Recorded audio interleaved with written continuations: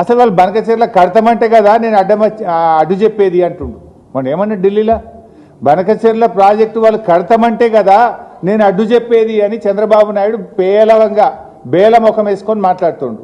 వాడు కట్టే తీరుతా ఎవడు అడ్డం వస్తాడో రండ్రబై నేను అనుమతులు ఎట్లా దేవాలనో నాకు తెలుసు అని వాడు మాట్లాడుతుండు. నువ్వేం మాట్లాడుతున్నావు? రేవంత్ రెడ్డి వాడు అడమే చెప్తలేడు, ఎజెండాలో లేదని ఒక అబద్ధం మాట్లాడు.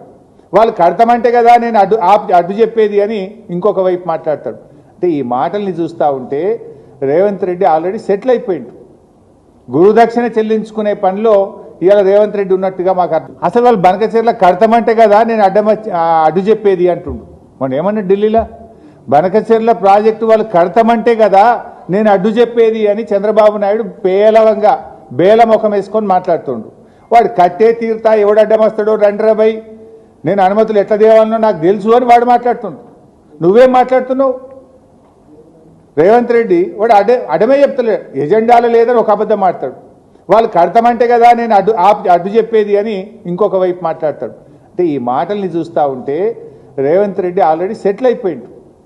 గురుదక్షిణ చెల్లించుకునే పనిలో ఇవాళ రేవంత్ రెడ్డి ఉన్నట్టుగా మాకు అర్థం. షేర్ చేయండి, లైక్ చేయండి, సబ్స్క్రైబ్ చేయండి.